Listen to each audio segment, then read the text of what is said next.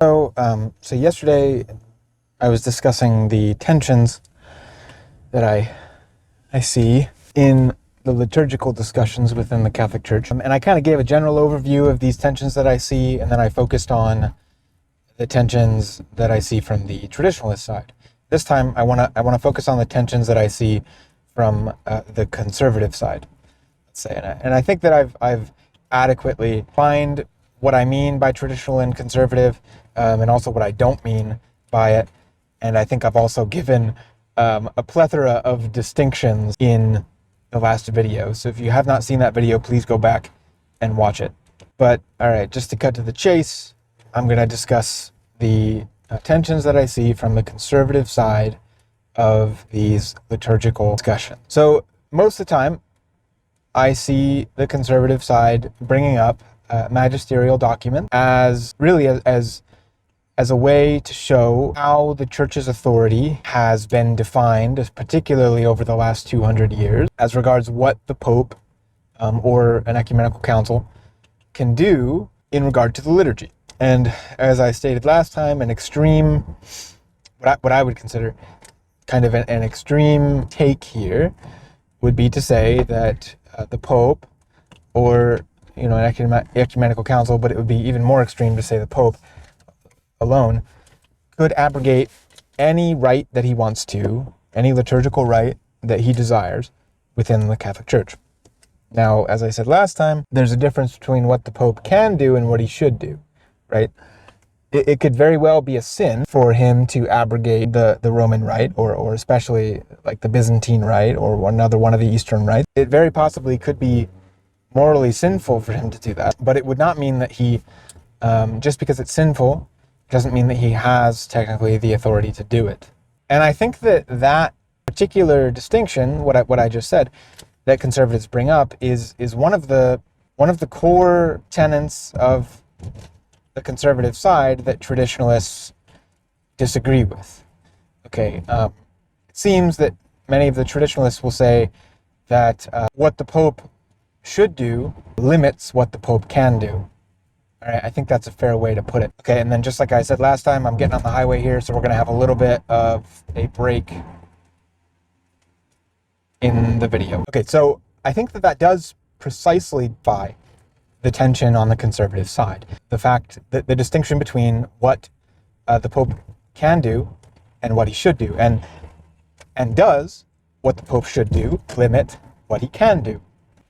Can the Pope order somebody to do something sinful? Well, no. I mean, everybody agrees on that. The Pope cannot give an obedience that would require the individual to sin or to espouse heresy or schism even.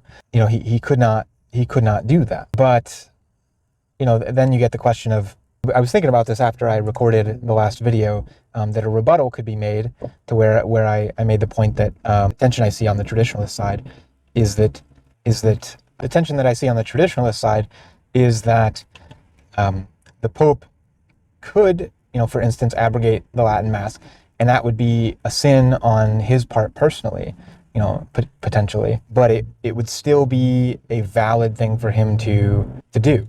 It would still be within his power and his authority to do it, although it would be a sin for him personally. Now, an objection that I could see, like a traditionalist making to that claim of mine, is precisely the question of heresy or schism. What is so different about the situation where the Pope asks the laity to believe heresy or to commit sin? That could certainly be said to be a sin on the Pope's part, definitely. But could one not make?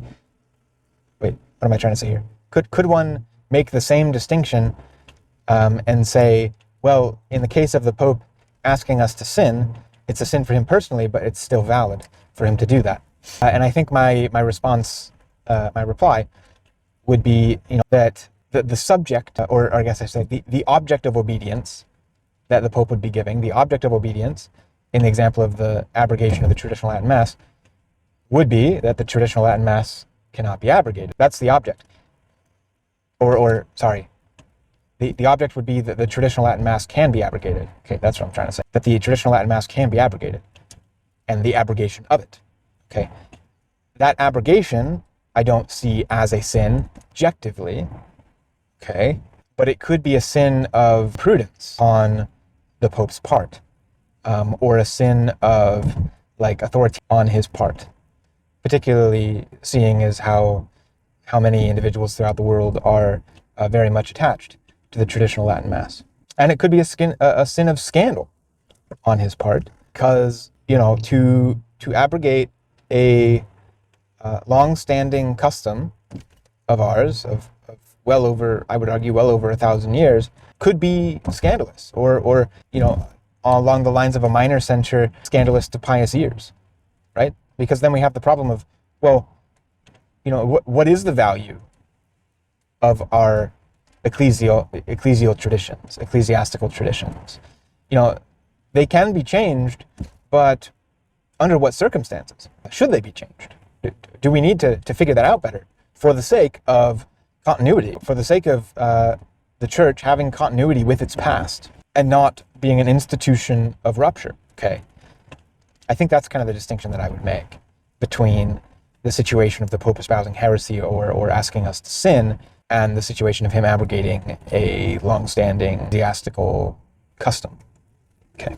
So going back to the conservative side, what are these tensions that I see?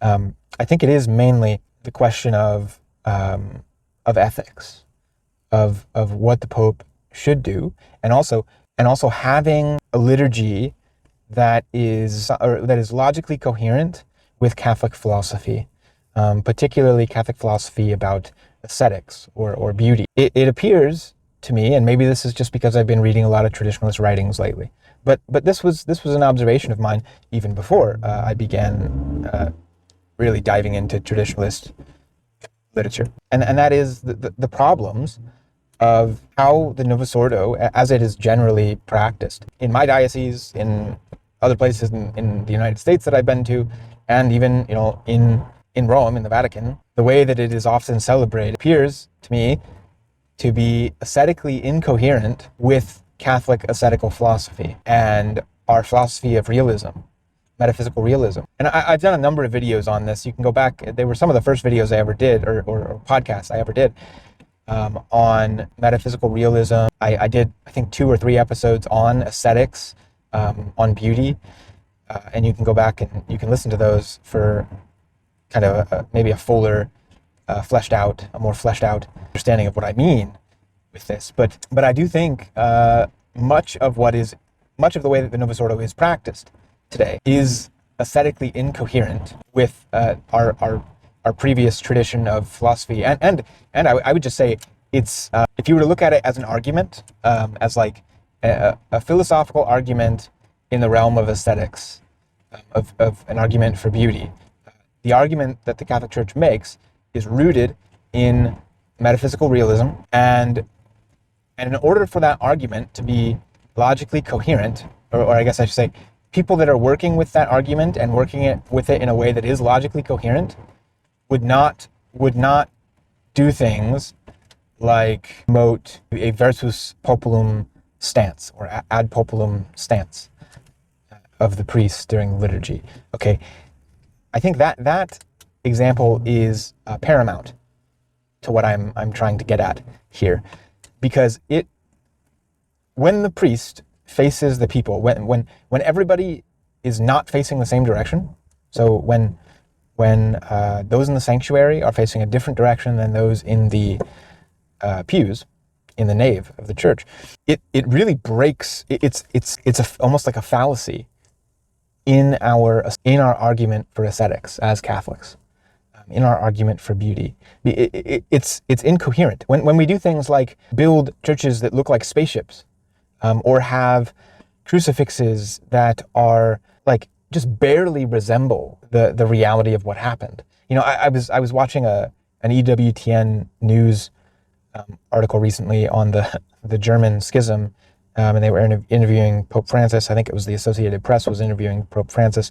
And throughout this news segment, they were showing a bunch of German chapels, or maybe they were even churches, where they had draped a gay pride flag over the altar, which in itself is sacrilegious. And then what was also incredibly striking to me was the crucifixes in each of these videos.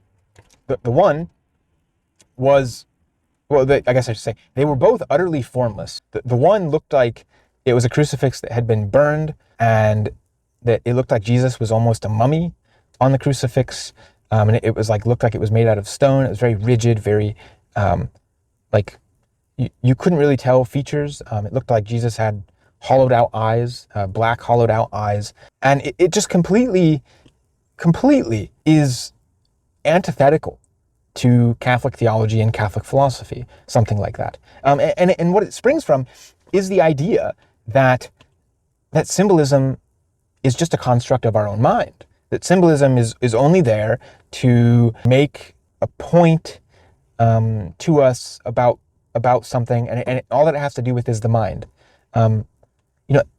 If you go about and you think like that about beauty, about art, you are not espousing a Catholic philosophy. You are espousing, at root, a philosophy of nominalism. If you think that art or beauty is in the eye of the beholder, that is precisely a nominalist phrase. A Catholic, truly rooted in Catholic theology and thus Catholic philosophy, could never say something like that. To do so would create a very serious contradiction within one's own paradigm, one's own philosophical paradigm, because of what we believe about the natures of Christ, everything that was put forth by the first 7 councils on exactly what Christ is, what his nature is, what his nature is not. It's all rooted in a realist metaphysics, and this blossoms in the scholasticism of the Middle Ages. And one of the logical consequences of that sort of a philosophy, if it is logically coherent, is that beauty means something. It is real. Symbols are real. They're not just a construct of the human mind that we use so that we can categorize different ideas that we have. Or it's not just an enfleshment of our own minds. No. Symbolism is not, if I'm the artist and I'm creating a sculpture, yes, in one sense, the sculpture is a construct of my own mind. I am its creator. But in the same instance, it reflects something real. Take the Pietà, for instance, the famous sculpture by, I believe it was Michelangelo, that now sits in St. Peter's Basilica, of Our Lady holding Jesus after he had died and had been taken down from the cross. That sculpture is not simply a construct of Michelangelo's mind. It is that, for sure. But it is not simply that. It is a reflection of a reality that had occurred and really is an eternal moment in a very real way. The death of God on the cross was a time-rifting event to which, through the Mass, it is made present to us. At every present moment after, and even I think one could argue, every sacrifice of the Jews before the death of Christ, in a very real way, symbolized that crucifixion. This is not the symbolism of the mind. This is the symbolism of reality. This is why traditionalists will accuse many conservatives of modernism, of espousing the heresy of modernism, is because they see in an acceptance and promotion of the Novus Ordo liturgy as it has really been, as it was crafted by, in my understanding, by a committee, which was a novel thing in the Church's history. As it was crafted, it gave so much freedom to the celebrant and to the laity in the pews. It gave so much freedom that it breeds chaos. Okay, now, I think there is something to be said that the old rubrics were potentially too precise. It could be said that there was not enough freedom in those rubrics. I think that could be an argument that's made. I'm not sure if I agree with it, but the point is what we got in the Novus Ordo, it appears, is a Mass which really breeds chaos. It used to be told to me as a child by catechists and priests and whatnot that wherever you go in the world, the Mass is always the same. And in one sense, yes, of course, that is true. In its essence, the Mass is always the same. Whether it's a traditional Latin Mass, whether it's a Novus Ordo, whether it's a Byzantine Divine Liturgy, or a liturgy, or an Ambrosian liturgy, or whatever have you, it is all the same when you boil it down, right? But there is a certain amount of reductionism that we do not want to espouse. It becomes an unhealthy extreme that we really don't want. I don't think that we want to argue like that. That, oh well, you know, the liturgy, it's just like it's all the same anywhere. So basically, it's the same. The Novus Ordo is the same exact thing as the traditional Latin Mass. You know, that argument assumes that somehow the accidents of a liturgy are not important. Okay, and you know, I think it ultimately comes from the same sort of a mentality or philosophy that would say that our bodies are not important. That really, when you boil down a human being, all that they are is their soul. And I have railed in my podcast against that erroneous philosophy. Because if all that we are is our soul, then our bodies don't matter, and whatever we do with our bodies, it doesn't matter. It breeds this sort of Gnosticism, this it very ethat can, like, the logical consequence of that kind of a view is that, well, my body doesn't matter, and so therefore I can do whatever I want with it. All that matters is my soul, so I can have sexual relations with whomever I want with my body, because my body, like, you know, I'm doing it with good intentions. I'm doing it with you know, whatever it might be. My internal disposition is good. I don't have a disposition of malice. And so therefore, you know, I can lop parts of my body off because I feel like I'm a woman when actually biologically I'm a man. You know, that's another very clear logical consequence of such a view as this. When we say that the accidents of a substance don't matter. That'd be kind of the philosophical way to put it. Boiling down a being to only its substance is not to look at reality. I think this could be said. This is kind of stretching my understanding of philosophy, but I think it could be said that the only pure substance is God. Even the angels, they have accidents to a certain degree, right? They have an intellect. They have a will. But God doesn't really have. He doesn't have an intellect. He doesn't have a will. Even though an angel is an incorporeal being, it still has accidents. An angel, I don't think is pure substance, but God is. God is pure substance. God is the only thing that ever could be pure substance, and thus to boil the liturgy down to pure substance is to idolatrize it, I would argue.